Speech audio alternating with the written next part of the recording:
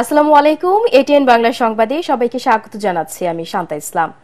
রাষ্ট্রীয় অতিথি ভবন যমুনায় প্রধান উপদেষ্টা ডক্টর মোহাম্মদ ইউনূসের সাথে বৈঠকে বসেছেন বিএনপি, জামায়াত ও এনসিপি নেতারা।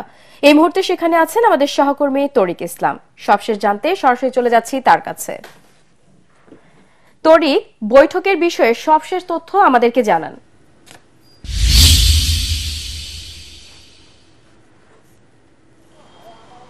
শান্তা, ধন্যবাদ আপনাকে। আপনি ঠিক যেমনটি বলছিলেন যে আমরা এখন রয়েছি রাষ্ট্রীয় অতিথি ভবন যমুনা ঠিক সামনে।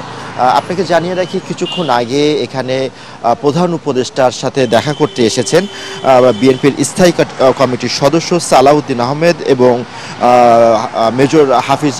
কিছুক্ষণ আগেই রাষ্ট্রীয় অতিথি ভবন যমুনাতে প্রবেশ করেছেন। একই সাথে আপনাকে জানিয়ে রাখি, তারও কিছুক্ষণ আগে অর্থাৎ 11:30টার দিকে এখানে প্রবেশ করেছেন জাতীয় নাগরিক পার্টির আহ্বায়ক নাহিদ ইসলাম এবং হাসনাত আবদুল্লাহ। একই সাথে এখানে জামাতের দুইজন প্রতিনিধি দল কিন্তু উপস্থিত রয়েছেন। এখানে জামাতের সেক্রেটারি জেনারেল আবদুল্লাহ তাহির ও সহকারী সেক্রেটারি জেনারেল এহসান মাহমুদ জুবায়ের ইতিমধ্যে কিন্তু রাষ্ট্রীয় অতিথি ভবন যমুনাতে এসেছেন এবং আমরা যতটুকু জানতে পেরেছি প্রধান উপদেষ্টার সাথে তাদের বৈঠক রয়েছে। একই সাথে এখানে গতকালকে যে আমরা জেনেছি ইনকিলাব মঞ্চে যেই হাদির উপরে যেই আক্রমণ হয়েছে, তার পরিবারের সদস্যরাও কিন্তু এখানে আসবে, এমনটাই আমরা জানতে পেরেছি।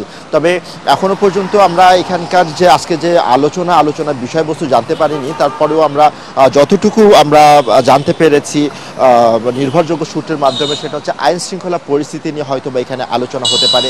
আপনি জানেন মাত্র 2 দিন আগেই নির্বাচনের তফসিল ঘোষণা হয়েছে। এর মধ্যে একটা নির্বাচনী একটা পরিবেশ সৃষ্টি হয়েছে। এর মধ্যে গতকালকে গণসংযোগ করার সময় জাতীয় ইনকিলাব মঞ্চের যে আহ্বায়ক রয়েছে তারপরে হামলা হয়েছে এবং তিনি এখন কিন্তু খুব সংকটাপন্ন একটা অবস্থান রয়েছে। তো এই পরিস্থিতিতে আইন শৃঙ্খলা পরিস্থিতির বর্তমান যে অবস্থা, ভবিষ্যতে কি হতে পারে, নির্বাচনী পরিবেশ, সবকিছু মিলে হয়তোবা এখানে আজকে প্রধান উপদেষ্টার সাথে আলোচনা হতে পারে এবং এরপরেই হয়তোবা তারা বের হলে আমাদেরকে জানালে আপনার মাধ্যমে আমরা আমাদেরকে দর্শকদের জানিয়ে দিব যে আজকে এই আলোচনার মাধ্যমে কোন বিষয়গুলো উঠে আসছে। শান্তা, রাষ্ট্রীয় অতিথি ভবন যমুনা থেকে এই ছিল আমার কাছে সবশেষ। তরিক, আপনাকে ধন্যবাদ। রাজধানীর এভারকেয়ার হাসপাতালে নিবিড় পর্যবেক্ষণে থাকা ইনকিলাব মঞ্চের মুখপাত্র শরীফ ওসমান হাদির শারীরিক অবস্থা অপরিবর্তিত রয়েছে।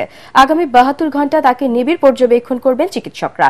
ভেন্টিলেশনে থাকা হাদি কৃত্রিমভাবে শ্বাস প্রশ্বাস নিচ্ছেন। এদিকে জাতীয় নির্বাচন বানচাল করতে পতিত আওয়ামী লীগের ছাত্র সংগঠন এই হামলার সাথে জড়িত বলে অভিযোগ করেছে মঞ্চ 24। সকালে হাসপাতালের সামনে সংগঠনটির আহ্বায়ক ফাহিম ফারুকী আগামী 6 ঘণ্টার মধ্যেই হামলাকারীদের গ্রেপ্তারের আলটিমেটাম দিয়েছেন। অন্যথায় স্বরাষ্ট্র উপদেষ্টার পদত্যাগে শাহবাগে লাগাতার কর্মসূচির হুঁশিয়ারিও দেন তিনি।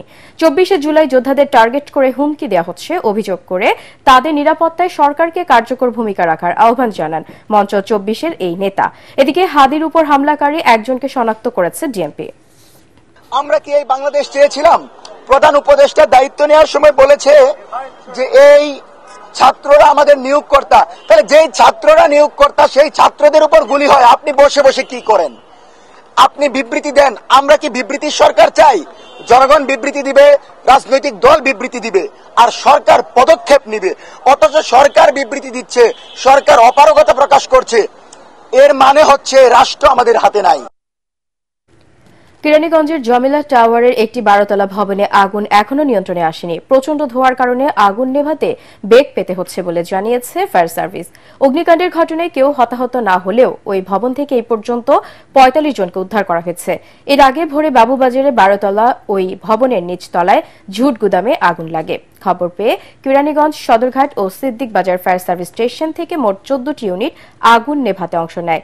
আগুন লাগার কারণ ও ক্ষয়ক্ষতির পরিমাণ এখনো জানা যায়নি। পরিস্থিতি নিয়ন্ত্রণে আনতে সর্বোচ্চ চেষ্টা চালাচ্ছেন ফায়ার সার্ভিসের সদস্যরা। দর্শক, পরবর্তী সংবাদ দেখার আমন্ত্রণ জানিয়ে এখনকার মতো শেষ করছি। এটিএন বাংলা সংবাদ ইউটিউবে দেখতে ব্রাউজ করুন youtube/ATN Bangla News। ধন্যবাদ।